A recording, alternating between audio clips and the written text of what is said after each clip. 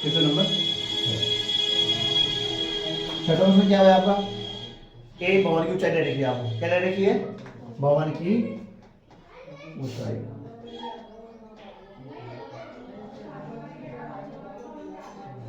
भवन की ऊंचाई आपको दे रखी है 30 मीटर, है ना? और एक लड़के की ऊंचाई दे रखी है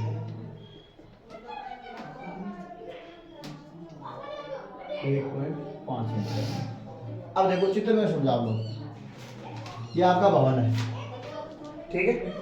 थोड़ा छोटा बना दीजिए। ये भवन है, इसकी कुल ऊंचाई जो आपके पास है वो 30 मीटर है, और यहाँ पे आप खड़े हो,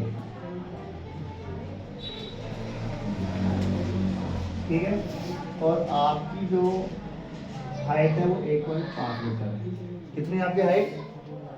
तो आप यहाँ देखोगे कि भवन की जो वास्तविक ऊंचाई है वो कितनी हो जाएगी, आपको जो काम आने वाली है ना, यहाँ में इसको मिला दे। पहले आप यहाँ खड़े थे,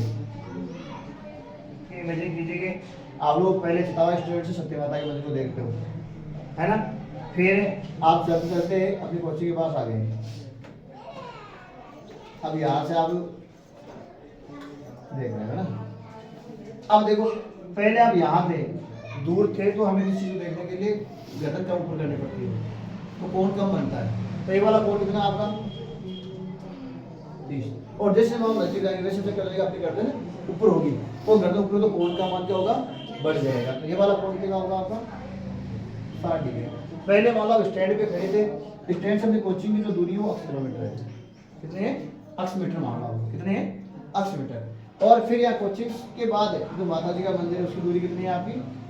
22। तो मैं पहले बात करूँगा भवन की वास्तविक ऊंचाई, जो हमें क्वेश्चन में काम आ रही है। वास्तविक का मतलब जो क्वेश्चन में काम आ रही है, भवन की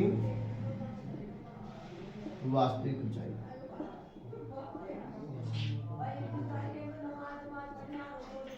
वास्तविक ऊंचाई आपके पास क्या है? नाम दो, ए बी सी और डी। इसका मतलब सी डी आपके पास कितना है?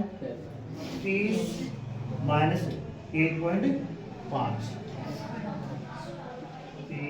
अब घटाओ कितना आता है भाई? 28.5। तो आप यहाँ लिख दोगे 28.5 मीटर।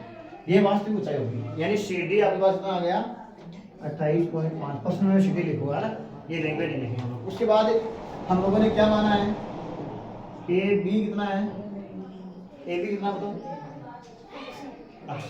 ए बी हम लोगों ने मान लिया अक्ष मीटर। अब पूरी जो आपके पास ए सी है ये कितनी है? ये बी अक्ष है, ये वाई, तो पूरी कितनी हो गई? अक्ष प्लस वाई। ये आपके पास रहेगा अक्ष प्लस वाई। ये दूरी आप लोगों ने ले ली, कोई दिक्कत नहीं। अब पहले आप चाहो तो बी सी डी ले लो, या आप चाहो तो ए सी डी ले लो, कोई सा भी ले सकते हो, कोई इश्यू नहीं है। चाहे पहले पूरे बड़े वाला ले लो, चाहे छोटे वाले चीज ले लो। अब आप देखो क्या करना है, कौन सा ले बोलो आप बोलो? बी सी डी ले लें। तो आप लो त्रिभुज बी सी डी में। अब थीटा कितना है बी सी डी में? 60 डिग्री। क्या ज्ञात है, क्या अज्ञात है? लंब आपको दिया हुआ है, इसका मतलब ये गिवन है ना? और वाई आपको ज्ञात करने को, हालांकि कोई प्रॉब्लम नहीं पड़ता है। थोड़ा सा हम लोगों ने डिफरेंस करने के लिए ना अज्ञात अपना ज्ञात वाला तो लगाया है। आप यदि इसको ऊपर लिख लोगे तो उसके अनुसार वो चेंज हो जाएगा। यदि हमारा लंब बटा करें हम आधार तो टेढ़ हो जाएगा, आधार का लंबा करें तो कोण हो जाएगा। तो यहाँ आपके पास बी सी अज्ञात है हमें, मेडिकल थोड़ा सा आप लोगों को आइडिया बन जाए ना, क्योंकि समस्या होती है कि साहब किसको पहले लें। तो हम लोगों ने पहले किसको लिया? जो हमें ज्ञात करना है उसको पहले लिखेंगे, और जो हमें दिया उसको बाद में लिखेंगे। तो बी सी हमें क्या दिया हुआ है? C D. लंब बी सी क्या होता है? आधार है। आधार में लंब बराबर क्या होता है? कोण। तो यहाँ बी सी तो आपके पास है वाई, और सी डी है 28.5। कोण 60। कोण 60 का मतलब होता है? कोण 60 का मतलब तो यहाँ पे हो जाएगा वाई बटे 28.5 एक बटे 2/3। कोई दिक्कत नहीं है आप, ठीक है? अब आपके पास देखो y का मान क्या जाएगा, y बराबर एक गुणा में चला जाएगा 28.5/√3। चाहे तो समीकरण नहीं दे तो y का मान क्या लगेगा, पर मैं बाद में करेंगे, आगे जरूरत पड़ेगी लास्ट स्टेज है ना, उसमें मैं आगे आंसर निकालना है, फिर मैं आगे लग लेंगे तो हल हो जाएगा। अब देखो, अब ये बार नोट लो आप लोग, इतना करो, इतना समझो, फिर आगे करो, कर लो इस पे बात।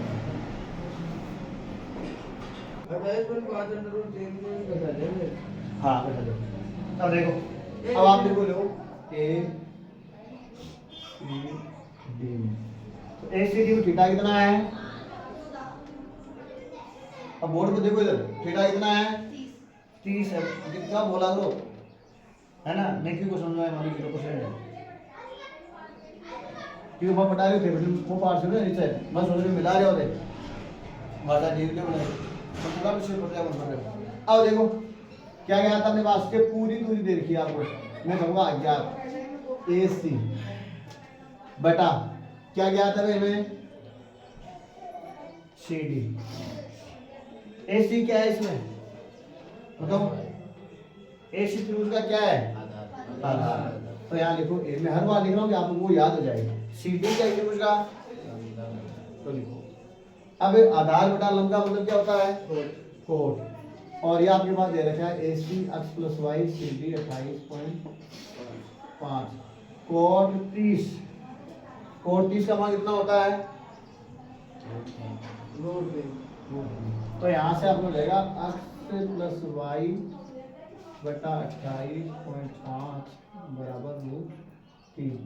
अभी इसको बच्चे गुणा कर देंगे एक मान के, तो 28.5 √3 क्या हो जाएगा, गुणा में चला जाएगा, तो मैं यहाँ x प्लस वाई का हो जाएगा 28.5 √3 समीकरण नंबर 2, ये हमने दिया था पहले वाला एक, ठीक है। अब इतना नोट करो, फिर अब चित्र को मिटा रहा हूँ मैं, चित्र की आवश्यकता नहीं है,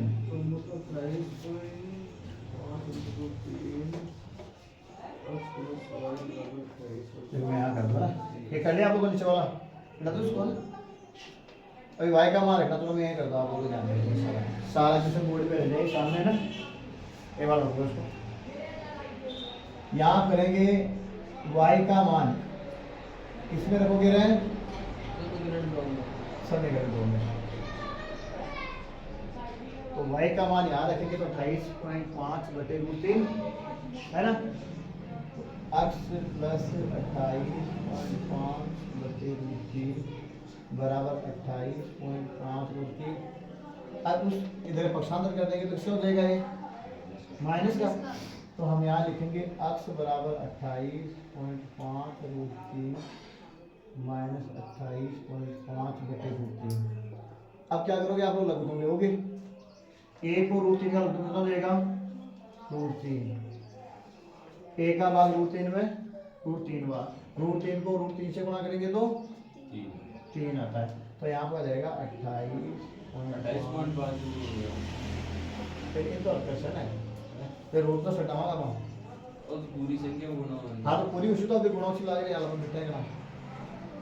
अब देखो माइनस √3 का भाग √3 में एक बार, और a को 28 से गुणा करो 28.5, ठीक है, बीच वाले का बता रहा हूँ ना, इसके आवश्यकता नहीं है।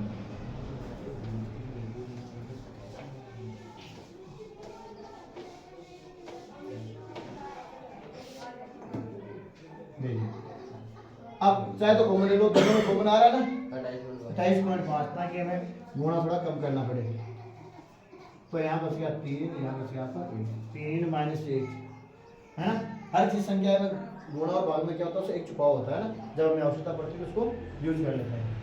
बटे में क्या है 28.5 गुणा 2 बटे 28.5 को गुणा करो 2 से कितना आएगा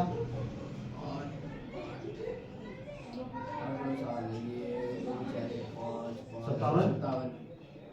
अब बटे में √3 एक बीमारी हो गई ना, इस बीमारी को खत्म करने के लिए क्या करते हैं हम लोग अंश और हर को √3 से मल्टीप्लाई करते हैं। तो देखो अब मैं लिखूंगा नहीं बार बार अंश और हर √3 से, सीधा लिखो आप लोग, क्योंकि इस बीमारी को काटना है तो ऊपर नीचे सेम संख्या से गुणा करना पड़ेगा। अब देखो क्या जाएगा आपका भाई x बराबर 57√3। नीचे कितना लिखूं मैं? 3। और 3 का भाग 57 में देखो कितना जा रहा है?